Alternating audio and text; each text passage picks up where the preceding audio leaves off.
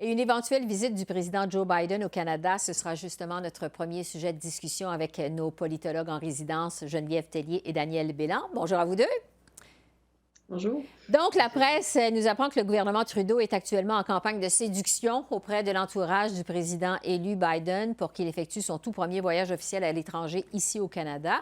Il semble d'ailleurs qu'on s'active pas mal à l'ambassade canadienne à Washington à cet effet. Évidemment, tout le monde s'entend pour dire que ce serait un bon coup pour le Canada. Geneviève, je vais commencer avec vous. Qu'est-ce que, justement, ça pourrait vouloir dire pour le Canada?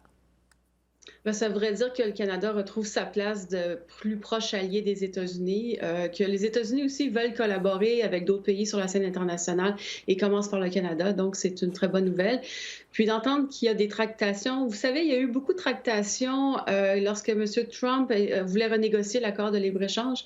Alors, il semble que ce qu'on a appris durant ce moment-là, ben, on le met encore en œuvre. Alors, c'est aussi une bonne nouvelle, c'est-à-dire qu'on n'a pas perdu nos réflexes et qu'on essaie de faire tout ce qui est possible pour bien collaborer avec les Américains. Oui, et dans ce sens-là, Daniel, le président élu Biden a annoncé aujourd'hui son cabinet. Il nomme Anthony Blinken comme secrétaire d'État. Il va être donc à la tête de la diplomatie américaine. Blinken parle un français qui est impeccable. Il est adepte du multilatéralisme. Quel impact à prévoir justement sur les relations canado-américaines? Ben, écoutez, le fait qu'il parle français, c'est bien, surtout pour les journalistes qui vont pouvoir l'interviewer. On le voit souvent à la télé en France, par exemple. Il a passé une partie de sa jeunesse en France. C'est pour ça qu'il parle si bien le français. Il a aussi travaillé en France comme avocat. Mais ce qui est le plus important pour moi, c'est que c'est vraiment quelqu'un de vraiment très compétent, quelqu'un qui a beaucoup d'expérience, qui a travaillé évidemment pour le président Obama. Donc, c'est aussi quelqu'un qui a beaucoup voyagé, qui semble être ouvert d'esprit et qui, je pense, va être quelqu'un de populaire ici au Canada auprès des politiciens à Ottawa parce Oui. que je pense que ça va être quelqu'un certainement qui va avoir une approche ouverte sur le multilatéralisme. C'est ce qui manque quand même beaucoup en ce moment sous la présidence Trump. Oui, une approche différente de la présidence Trump. Bon, sur la gestion de la pandémie maintenant au Canada, évidemment, un sujet incontournable. C'était au tour d'AstraZeneca d'annoncer aujourd'hui que son vaccin peut peut-être être efficace jusqu'à 90 70 jusqu'à 90 dans certains cas. Geneviève, l'opposition conservatrice reproche au gouvernement de ne pas se préparer pour la vaccination, de ne pas donner assez d'informations non plus à la population sur comment ça va se passer, entre autres. Est-ce que le gouvernement Trudeau se prépare de façon adéquate, selon vous, à la vaccination qui s'en vient? D'après ce que je comprends, ça va surtout être de juridiction provinciale. On a appris aujourd'hui en Ontario que M. Ford est en train de mettre en place une équipe. Le général Hiller, qui est un ancien général des Forces armées ici au Canada, va prendre charge. Donc, c'est un militaire qui connaît bien justement comment gérer l'approvisionnement. Et donc, j'ai l'impression que c'est ce qui attend les provinces. Le gouvernement fédéral, lui, va davantage s'intéresser à aller chercher les vaccins. On sait qu'il y a déjà des doses qui ont été commandées, qu'on va recevoir. On n'aura pas 30 millions, 40 millions, 100 millions de doses tout de suite, c'est sûr. Tous les pays s'arrachent ces doses-là. Mais je pense que le fédéral fait plus des manœuvres dans l'approvisionnement des vaccins. Et ensuite, la distribution en tant que telle, ça devrait être partagé entre les provinces. Donc, j'imagine aussi des tractations à ce sujet-là.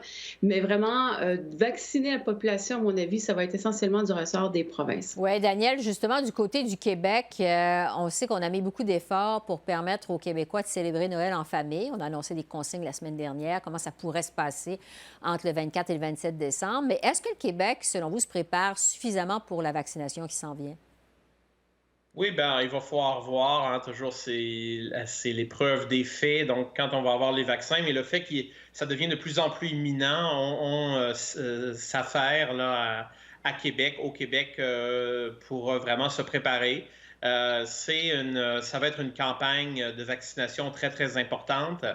Et je suis d'accord avec Geneviève, c'est les provinces qui vont jouer le rôle principal. Et je pense que le Québec est en train de se donner les moyens de le faire. Mais le fédéral va jouer un rôle important, comme le dit Geneviève, pour acquérir ces vaccins-là. Et aussi en matière de coordination, je sais qu'ils sont en train de faire des études pour voir quels sont les différents dirons, enjeux et les problèmes qu'on pourrait rencontrer sur le terrain. Par exemple, en région éloignée, hein, il y a des populations plus vulnérables. On parle des personnes âgées beaucoup, mais les peuples autochtones surtout. ceux qui vivent en réserve, en région éloignée. Là, le gouvernement fédéral a certainement un rôle à jouer. Donc, on va voir, mais c'est sûr qu'on y met de plus en plus d'efforts parce que ça devient clair maintenant qu'on va avoir des vaccins relativement rapidement. Ouais. Et donc, on s'affaire dans cette direction-là. Toutes les provinces le font et le Québec comme les autres. Même s'il reste beaucoup de choses à préciser, on s'active en ce sens. En terminant sur un mot sur l'énoncé économique du gouvernement Trudeau, on a finalement appris aujourd'hui que ça allait être le 30 novembre prochain. Geneviève, qu'est-ce qu'on doit penser du fait que ça a pris autant de temps avant qu'on nous annonce une date pour un énoncé économique de la part d'Ottawa?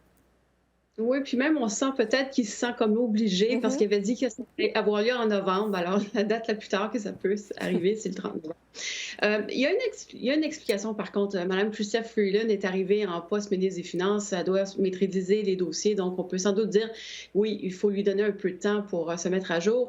Mais par contre, c'est quand même étonnant de voir qu'il a fallu attendre tout le mois de novembre avant d'avoir la mise à jour économique. J'ai l'impression que les scénarios étaient déjà préparés et on les attend. C'est-à-dire que l'opposition à Ottawa pose des questions. On s'indigne par ailleurs que le vérificateur général n'a pas assez de fonds pour conduire ses enquêtes. Le directeur parlementaire du budget, lui aussi, dit « j'ai rien à me mettre sur la dent, donnez-moi des informations pour que je puisse faire mon travail ». Donc, peut-être que les nouvelles ne sont pas si bonnes que ça et que le gouvernement fédéral veut tarder avant de les annoncer. Daniel, il nous reste à peu près une trentaine de provinces. On sait que les provinces du Québec, une trentaine de secondes, je devrais dire. On sait que les provinces de Québec et de l'Ontario ont présenté leur mise à jour économique au cours des dernières semaines. Ça fait quand même un petit bout de temps. Pourquoi ça a été si long du côté d'Ottawa, selon vous, avant qu'on nous annonce cet énoncé économique-là? Bien, je pense que Geneviève a sans doute raison. On va avoir encore des mauvaises nouvelles à nous annoncer. Sur le plan fiscal, écoutez, la situation budgétaire d'Ottawa s'est transformée de façon radicale depuis le début de la pandémie et on s'attend à des chiffres qui, sur le plan le déficit, qui vont être encore un déficit énorme. Et c'est comme ça. Moi, la question que je me pose, c'est quand qu'on va avoir un budget fédéral? C'est quand le prochain budget fédéral? On n'a pas eu cette année, alors ça va prendre encore des mois avant d'en avoir un. Ça aussi, c'est important, il faut penser à ça. Et il y a beaucoup d'incertitudes à ce sujet-là, mais on vit dans l'incertitude, c'est ça, la COVID, mais le gouvernement fédéral n'aide pas. Et l'information arrive lentement, trop lentement. Oui, en fait, donc, énoncé économique le 30 novembre et un budget peut-être éventuellement au mois de mars, au printemps prochain. Geneviève et Daniel, merci à vous deux. Merci. Merci. Au revoir. Merci, au revoir.